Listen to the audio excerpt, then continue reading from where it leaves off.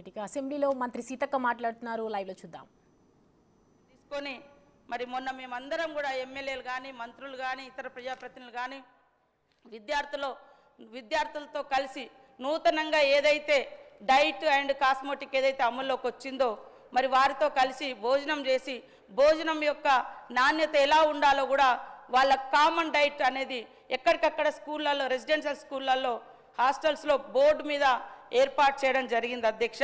కాబట్టి దాన్ని ప్రతి ఒక్కరు కూడా మరి ప్రిన్సిపాల్ కానీ వార్డన్స్ కానీ ఖచ్చితంగా ఇంప్లిమెంటేషన్ చేయాల్సిన అవసరం ఉంది. చేయాలి, చేయనప్పుడు వాళ్ళు ఖచ్చితంగా పనిష్మెంట్కి గురవుతారని కూడా ఈ సందర్భంగా తెలియజేస్తాను అధ్యక్ష. రాష్ట్ర వ్యాప్తంగా కూడా ఒకే విధమైనటువంటి ఆహార ప్రణాళికలను ఏర్పాటు చేయడం అయింది. డైట్ తయారీ సర్వీసింగ్ మెథడాలజీని ప్రమాణీకరించడం, తెలంగాణ రాష్ట్రంలోని ప్రతి మారుమూల పాఠశాలల్లో పోషకాలతో కూడినటువంటి రుచికరమైనటువంటి ఆహారాన్ని అందించడం లక్ష్యంగా పెట్టుకోవడం జరిగింది అధ్యక్ష. ఈ నిబద్ధత భారతదేశంలోనే మొట్టమొదటిసారి మరి ఇక్కడ మనము స్టార్ట్ చేయడం జరిగింది అధ్యక్ష. అదేవిధంగా స్టోరేజ్ ప్రాంతాన్ని ప్రమాణీకరించడం, కిచెన్ ఫ్లోరు మేనేజ్మెంటు, సేకరణ, పంపిణీ ఏర్పాటుతో పాటు డైనింగ్ ఏరియా నిర్వహణ, ఆహారం మరియు అందించే ప్రక్రియలు, ఆహార సరఫరా నాణ్యతను నిర్ధారించడంతో పాటు ఆహారం కలుషితం కాకుండా ఫుడ్ పాయిజనింగ్ అవకాశాలను తొలగించే విధంగా ఫుడ్ పాయిజనింగ్ అనేది కూడా అక్కడ లోకల్గా కూడా ఎలాంటి సమస్యలు తలెత్తకుండా వాళ్ళ పరిధిలో వాళ్ళు ఖచ్చితంగా నీట్నెస్ మెయింటైన్ చేయాలని కూడా మరి ప్రభుత్వం నిర్ణయించడం జరిగింది అధ్యక్ష. ఆ రకమైనటువంటి గైడ్లైన్స్ కూడా మరి ఈ పాఠశాలలకు రెసిడెన్షియల్ స్కూళ్లకు ఇవ్వడం జరిగింది అధ్యక్ష. Young India integrated residential school complex Telangana ప్రభుత్వము మరి ఒక ఎడ్యుకేషన్ అనేది ఒక మూస పద్ధతిలో పోకుండా ఈరోజు మానవ వనరులను అంటే ప్రజల యొక్క డిమాండు, ప్రజల అవసరాలను దృష్టిలో పెట్టుకొని మరి ఆ పద్ధతిలో కూడా ఎడ్యుకేషన్ అనేది కొనసాగించాలన్నటువంటి లక్ష్యంతో మరి ఈరోజు young India integrated residential schools అనేటువంటి ఒక ప్రతిష్టాత్మకమైనటువంటి కార్యక్రమాన్ని కూడా ప్రారంభించడం జరిగింది అధ్యక్ష. అదేవిధంగా మీకు తెలుసు మరి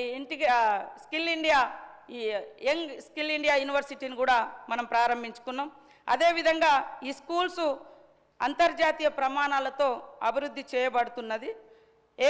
చేయబడుతున్న ఏకైక సంపూర్ణ కాంప్లెక్స్లో వివిధ సొసైటీల కింద నిర్వహించబడుతున్న రెసిడెన్షియల్ పాఠశాలలను సమ్మిళితం చేయడానికి ప్రయత్నిస్తున్న ఒక ప్రతిష్టాత్మకమైనటువంటి దూరదృష్టితో కూడుకున్నది అధ్యక్ష. తెలంగాణ ప్రభుత్వం 24-25లో మరి ఈ సంవత్సరంలో 54 యంగ్ ఇండియా ఇంటిగ్రేటెడ్ రెసిడెన్షియల్ పాఠశాలను మంజూరు చేయడం జరిగింది. ఆ పాఠశాలల నిర్మాణం కోసం 2,500 కోట్లను కూడా మరి మన ప్రభుత్వం ఆల్రెడీ కేటాయించడం జరిగింది అధ్యక్ష. మరి ప్రభుత్వం వచ్చి రాగానే చాలా సమస్యలతో ఇబ్బంది పడుతున్నటువంటి స్కూళ్లను రిపేర్ చేయాలి, వాళ్లకు మౌలిక సదుపాయాలు కల్పించాలన్నటువంటి లక్ష్యంతో సీఎం రేవంత్ రెడ్డి గారు అమ్మ ఆదర్శ పాఠశాలను కూడా కమిటీలను కూడా ఏర్పాటు చేయడం జరిగింది. దాంట్లో ప్రధానంగా మహిళా గ్రూప్ సభ్యులతోటి ఆయా గ్రామాలలో ఉండేటువంటి పాఠశాల స్కూళ్ళల్లో అక్కడ లోకల్ ఎస్హెచ్సి గ్రూప్ మెంబర్స్ తోటి కమిటీస్ కూడా నిర్మించడం జరిగింది అధ్యక్ష.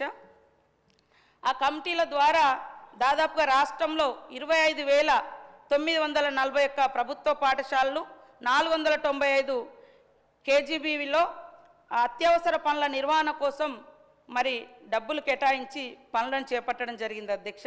అందులో తాగునీటి సౌకర్యాలను కల్పించడం, తరగతి గదుల విద్యుద్దీకరణ, చిన్న తరహా మరమ్మతుల పనులు, ప్రస్తుతం ఉన్న నిర్వహణలో అంటే ఉనికిలో లేని మరుగుదొడ్ల పునరుద్ధరణ, వీటి నిర్వహణ, బాలికల మరుగుదొడ్ల నిర్వహణ, ఈ పనులను చేపట్టడం జరిగింది అధ్యక్ష.